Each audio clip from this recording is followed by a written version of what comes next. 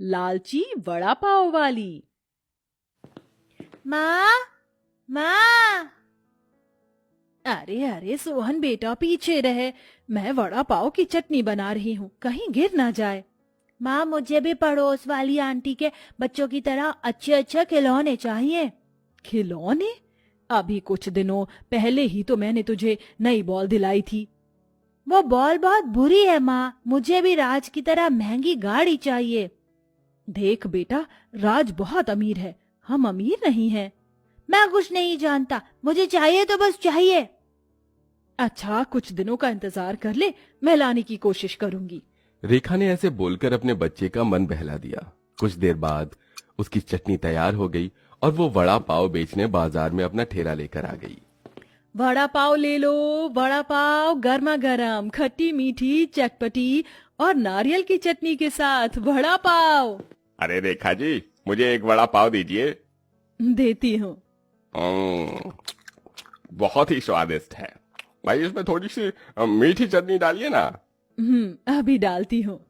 रेखा ने चटनी डाल दी। उस आदमी ने वड़ा पाव खाया और वो 20 रुपए देकर वहां से जाने लगा। अरे सुनिए, ये आप क्या देकर जा रहे हैं? वड़ा पाव के पैसे। अब वड़ा पाव 20 का नहीं 40 का है। है क्या? 40 रुपए? लेकिन रेखा जी, मैं तो अभी कुछ दिनों पहले ही वड़ा पाव खाकर गया था, तब तो 20 रुपए का ही था। जब 20 रुपए का था, लेकिन अब पैसे बढ़ गए हैं, जल्दी मेरे पैसे दीजिए। उस आदमी ने मुंह सा बनाकर पैसे दिए और वो वहां से चला गया। पूरी दुनिया पैसा बनाने पर है, महंगाई कितनी बढ़ गई है। ऐसे में अगर मुझे भी अमीर बनना है तो मुझे जमाने के साथ साथ ही चलना होगा। अब से मैं वड़ा पाव 40 का ही बेचूंगी, तभी कुछ बात बनेगी। रेखा के मन में अमीर बनने के लिए लालच जाग रहा था।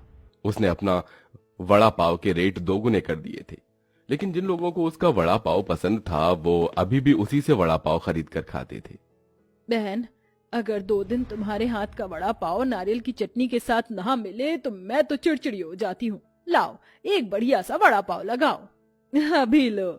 इसी तरह से रेखा की दुकानदारी चल रही थी। वो अच्छी किस्म का माल लगाकर सफाई से वड़ा पाव बनाकर बेचती थी, जिसकी वजह से उसके ग्राहक लगभग बंधे हुए थे। एक दिन रेखा वड़ा पाव बेचने के बाद अपने घर लौट रही थी कि रास्ते में उसे एक बड़ा रेस्टोरेंट दिखाई दिया। कितना बड़ा रेस्टोरेंट है, इसे चलाने वाला भी कितना ज्यादा और अमीर होगा ना। काश मैं भी इतनी अमीर हो पाती, फिर मैं भी मॉल वगैरह से शॉपिंग करती, अपने बच्चों को बड़ी गाड़ी में घुमाती। रेखा ऐसे ही सोचती हुई घर आ गई। जब वो अपने घर के बाहर खड़ी हुई थी तब उसने अपने पड़ोस वाले घर को देखा। वो 2 मंजिल का काफी बड़ा घर था। पास में ही गाड़ी खड़ी हुई थी और परिवार की चहल पहल की आवाजें आ रही थी। एक इन लोगों की जिंदगी है, जो सोचा वही मिल जाता है, और एक तरफ हम गरीब हैं। बस बहुत हुआ, अब मैं और इस गरीबी में नहीं रहूंगी। मैं भी अपने बच्चों को वो सारी खुशियां दूंगी जो अमीर लोग देते हैं। उन्हें अच्छा खिलाऊंगी, अच्छा पहनाऊंगी। रेखा के मन में न जाने क्या चल रहा था। यही सब कुछ सोचते हुए वो अपने घर के अंदर आई, जहां उसका पति और बच्चे उसका इंतजार कर रहे थे। अरे रेखा, आज आने में देर हो गई। लेकिन कमाई क्या हुई, वही 100 या 200 की बचत। ऐसा मत कहो रेखा, 100 या 200 में भी हमारा गुजारा हो रहा है, तो और क्या चाहिए। बस 2 वक्त की रोटी ही मिल रही है। आपकी मजदूरी भी इतनी कम है और मेरी भी कोई खास बचत नहीं हो पाती है। बच्चे बड़े हो रहे हैं, ये ख्वाहिशें करते हैं। मेरा भी मन करता है बाकी लेडीज की तरह शॉपिंग करने का, अच्छी अच्छी चीजें घर में लाने का, लेकिन ये सब हमारे नसीब में कहाँ। हमारे पास जो भी है हमेशा उसी का शुक्रगुजार रहना चाहिए।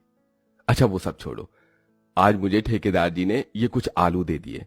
बोल रहे थे कि उनके किसी काम के नहीं है, एक नजर इन्हें देख लो। रेखा ने आलू चेक किए। सभी आलू सड़े गले थे और बहुत में कीड़े भी पड़ रहे थे। अरे कितने गंदे आलू हैं, मालिक को क्या मैं कोई भिखारी या पागल लगता हूँ? अरे फेंको इन्हें। 1 मिनट रुक जाइए मोहन जी, ये आलू मत फेंकिए। क्यों? मैं इन आलूओं को वड़ा पाव का भरता बनाने में इस्तेमाल कर सकती हूँ। इनका? रेखा, कहाँ दिमाग है तुम्हारा? ये चीज तो खराब है और तुम तो नग जैसी चीजों का इस्तेमाल करती थी। जानती हूँ, लेकिन मोहन जी मैंने जान लिया है, ईमानदारी से काम करते रहने से कोई कामयाबी नहीं मिलती है। सुबह से शाम तक ना जाने कितने ग्राहक आते हैं, लेकिन बचत नहीं होती। इसकी वजह है क्योंकि हम कुछ ज्यादा ही अच्छा माल लगाते हैं। पता है, ये बड़े बड़े रेस्टोरेंट वगैरह जो होते हैं ना, ये ऐसी ही चीजें लगाते हैं जिसकी वजह से इन्हें मुनाफा ज्यादा होता है। रेखा, ये तुम कैसी बातें कर रही हो? वो लोग नियत के साफ नहीं होते हैं जो ऐसा करते हैं। तुम चाहती हो कि तुम्हारा चलता हुआ काम ठप हो जाए? मुझे मत सिखाइए मोहन जी, मैं अब इस गरीबी से तंग आ गई हूँ। मैं ना अपने बच्चों की कोई फरमाइश पूरी कर पाती हूँ, ना ही अपनी। लेकिन अब ऐसा नहीं होगा, मैं वही करूंगी जो मेरे मन में आएगा। मोहन ने रेखा को बहुत समझाने की कोशिश की, लेकिन वो नहीं मानी। उसने उन्हीं सड़े हुए आलूओं से भरता बनाया और साथ ही उसने बेसन चटनी के लिए टमाटर वगैरह भी सभी घटिया किस्म के खरीदे। अरे वाह, इतने सारे वड़ा पाव का सामान पहले के मुकाबले आधे से भी कम दाम में आ गया। रेखा बहुत खुश हो रही थी। उसने अपने पुराने दामों पर ही लोगों को घटिया किस्म के वड़ा पाव बेचे। उसके ठेले पर उसकी पड़ोसन भी आई। कैसा चल रहा है सब कुछ रेखा जी? अरे रजनी जी, आप सब अच्छा ही है। चलो अच्छा है, आज तो मेरे बच्चे वड़ा पाव खाने की जिद कर रहे थे तो सोचा कि आपसे ही लेती चलो। वैसे मैं अपने बच्चों को ऐसे स्ट्रीट से खरीद कर कुछ भी नहीं दिलाती हूँ, पर आप तो अपनी ही हैं। सही कहा। वैसे आप कहाँ से लौट रही हैं क्या? हाँ, वो मैं ना आज शॉपिंग पर निकली थी, मेरे पति भी साथ थे। जानती हैं रेखा जी, उन्होंने मुझे एक सोने का हार दिलवाया और साथ में डायमंड रिंग भी। आज तो मैं बहुत खुश हूँ। अच्छा, इसे तो मैं बहुत ही बेकार वड़ा पाव बनाकर दूंगी। ये लीजिए आपके 2 वड़ा पाव। थैंक्स। रजनी रेखा को जलाती हुई चली गई, लेकिन आज रेखा का मूड ज्यादा खराब नहीं हुआ था, क्योंकि मिलावटी करने के बाद उसे पूरे दिन का मुनाफा मिल चुका था। एक दिन मैं इस रजनी को पीछे छोड़ दूंगी। रेखा पूरा दिन वड़ा पाव बेचकर घर लौट आई। आज उसे बहुत ही अच्छी बचत हुई थी, तो उन सभी ने आज अच्छा खाना खाया। अरे वाह, थोड़ा सा दिमाग चला लेने से आज कितना अच्छा खाना मिल रहा है। रेखा, लेकिन भूलना मत कि लालच बुरी बला है। हाँ हाँ, ये सब बस कहानियों में होता है, असल जिंदगी में तो लालच ही कामयाबी दिलाता है। रेखा मोहन की मानने को तैयार ही नहीं थी। ऐसे ही मिलावटी सामान जैसे घटिया तेल, पई वाला बेसन, गले हुए टमाटर की चटनी और बेकार आलू लगाते हुए रेखा को 1 हफ्ता होने को आया था।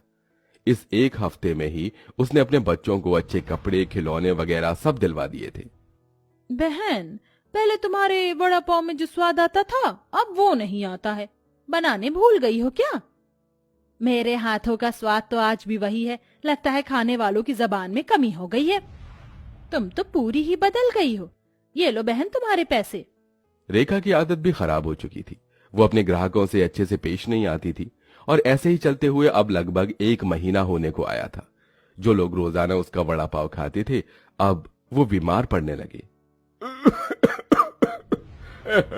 ये अचानक से ही मेरा पेट कैसे खराब हो गया?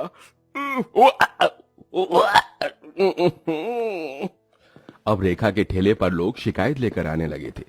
अरे बहन, कैसा वड़ा पाव खिला रही हो? जब भी खाता हूँ मेरी तबीयत खराब हो जाती है। अच्छा, क्या सबूत है कि मेरे वड़ा पाव की वजह से हुआ है? तबीयत तो कैसे भी खराब हो सकती है। जाकर अपना चेकअप करवाइए।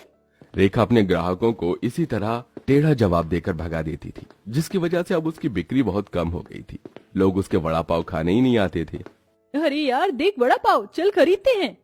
नहीं, यहाँ से मत लेना। जानती है, मेरी दादी माँ बता रही थी ये कोई खतरनाक चीज की मिलावट करती है। इसके यहाँ के वड़ा पाव खाकर सभी की तबीयत खराब हो जाती है। क्या सच? तब तो चल हम कहीं और से लेकर कुछ खाएंगे। अब रेखा के ग्राहक इसी तरह से जाने लगे थे। अब ना उसके बड़ा पाव में वो पुराना स्वाद था और ना ही अच्छा सामान।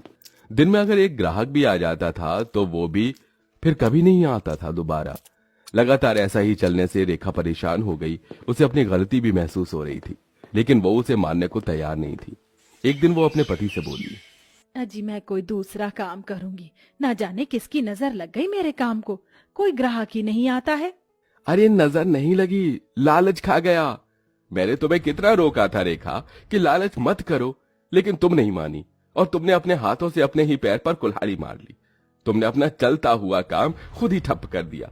जानती हो, कामयाबी मेहनत से मिलती है, लालच से नहीं। तभी तो कहते हैं कि लालच बुरी बला है। अपने पति की बात सुनकर रेखा सिर पकड़कर बैठ गई। अब उसे अपनी गलती महसूस हो गई थी। उसने आगे से फिर कभी लालच न करने की कसम खाई और वापस से अच्छी किस्म का सामान लगाकर ही उसने काम को दोबारा शुरू किया।